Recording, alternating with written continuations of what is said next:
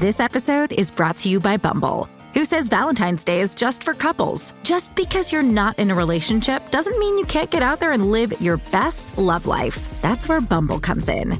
This February 14th, you can flip the script and give those relationshipers a friendly dose of FOMO. Say no to staying in this Valentine's Day and yes to more. More dates, more first kisses, more gossip for the group chat girlies. Do Valentine's your way. Date now on Bumble. This is Optimal Relationships Daily, episode 2065, Fear of Intimacy, Understanding Why People Fear Intimacy, by the Psych Alive Team of psychalive.org. Hello, everybody, and welcome back to Optimal Relationships Daily. I'm Greg Audino, your host and narrator. Really grateful to have you here with me over the weekend. We're off to a good start today with our bonus episode, which has aired already, and I hope you check it out if you haven't yet. And now I've got a post for you from Psych Alive about the fear of intimacy. The Psych Alive team always offers really fantastic insights, and today is no exception. So let's jump into this post now and optimize your life. Fear of Intimacy, Understanding Why People Fear Intimacy, by the Psych Alive team of psychalive.org. What is fear of intimacy? Fear of intimacy is often subconscious fear of closeness that frequently affects people's personal relationships. This fear of physical and/or emotional intimacy tends to show up in people's closest and most meaningful relationships. Where does this fear of intimacy come from? While there are times when we're aware of actually being apprehensive and distrusting of love, we are more likely to identify these fears as concern over potentially negative outcomes, rejection, the deterioration of a relationship, or feelings of affection that aren't returned. However, our fear of intimacy is often triggered by positive emotions even more than negative ones. In fact, being chosen by someone we truly care for and experiencing their loving feelings can often arouse deep-seated fears of intimacy and make it difficult to maintain a close relationship. Why do positive feelings trigger a fear of intimacy? It may be surprising to learn that the real resistance to intimacy often doesn't come from the acts of our partners, but from a lurking enemy within us. The problem is that the positive way a lover sees us often conflicts with the negative ways we view ourselves. Sadly, we hold on to our negative self-attitudes and are resistant to being seen differently. Because it is difficult for us to allow the reality of being loved to affect our basic image of ourselves, we often build up a resistance to love. Where do these negative attitudes come from? These negative core beliefs are based on deep-seated feelings that we developed in early childhood of being essentially bad, unlovable, or deficient. While these attitudes may be painful or unpleasant, at the same time they are familiar to us, and we are used to them lingering in our subconscious. As adults, we mistakenly assume that these beliefs are fundamental and therefore impossible to correct. How does fear of intimacy affect us? We don't intentionally reject love to preserve a familiar identity.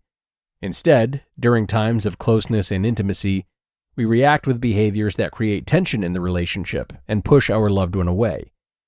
Here are some common ways people distance themselves emotionally as a result of a fear of intimacy: withholding affection, reacting indifferently or adversely to affection or positive acknowledgement, becoming paranoid or suspicious of a partner, losing interest in intimacy, being overly critical of a partner, and feeling guarded or resistant to being close. How to overcome a fear of intimacy. In order to overcome our fear of intimacy, we must challenge our negative attitudes toward ourselves and not push our loved ones away. It is possible to challenge our core resistance to love. We can confront our negative self-image and grow our tolerance for a loving relationship. We can overcome our fears of intimacy and enjoy more loving and more intimate relationships. More on the fear of intimacy. Love is not only hard to find, but strange as it may seem, it can be even more difficult to accept and tolerate. Most of us say that we want to find a loving partner, but many of us have deep-seated fears of intimacy that make it difficult to be in a close relationship. The experience of real love often threatens our self-defenses and raises our anxiety as we become vulnerable and open ourselves up to another person. This leads to a fear of intimacy. Falling in love not only brings excitement and fulfillment, it also creates anxiety and fears of rejection and potential loss. For this reason, many people shy away from loving relationships. Fear of intimacy begins to develop early in life. As kids, when we experience rejection and/or emotional pain, we often shut down. We learn not to rely on others as a coping mechanism. We may even begin to rely on fantasy gratification rather than actual interactions with other people. Unlike people, fantasies cannot hurt us. Over time, we may prefer these fantasies over actual personal interactions and real positive acknowledgement or affection. After being hurt in our earliest relationships, we fear being hurt again. We are reluctant to take another chance on being loved. If we felt unseen or misunderstood as children, we may have a hard time believing that someone could really love and value us. The negative feelings we developed towards ourselves in our early years became a deeply embedded part of who we think we are. Therefore, when someone is loving and reacts positively toward us, we experience a conflict within ourselves. We don't know whether to believe this new person's kind and loving point of view of us or our old, familiar sense of our identity. So, we often react with suspicion and distrust when someone loves us because our fear of intimacy has been aroused. Our capacity to accept love and enjoy loving relationships can also be negatively affected by existential issues. When we feel loved and admired, we start to place more value on ourselves and begin to appreciate life more. This can lead us to feel more pain about the thought of death.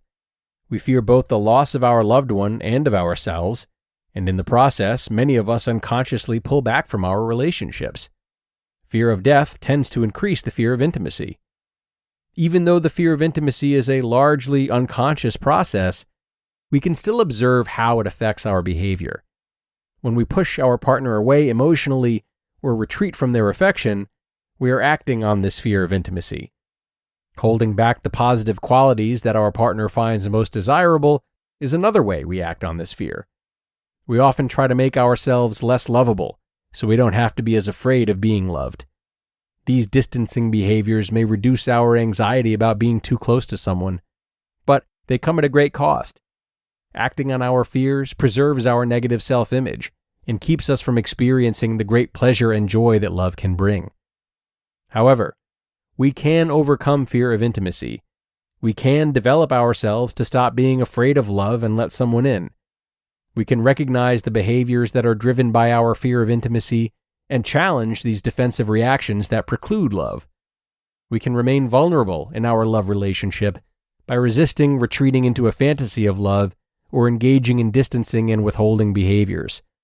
We can maintain our integrity, learn to sweat through the anxiety of being close without pulling away, and gradually increase our tolerance for being loved.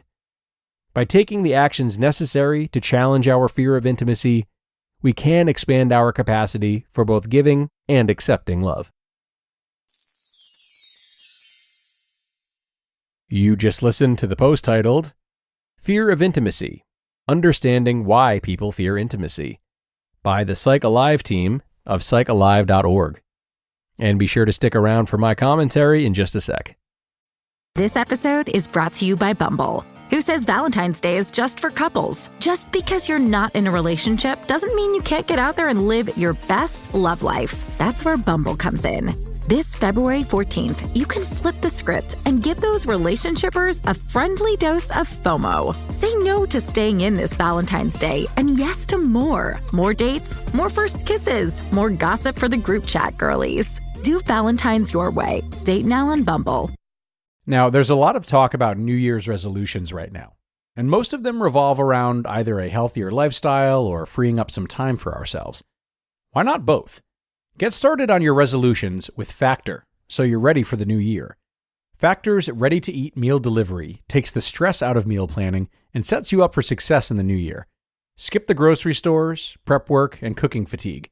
Instead, get chef-crafted, dietitian-approved meals delivered right to your door.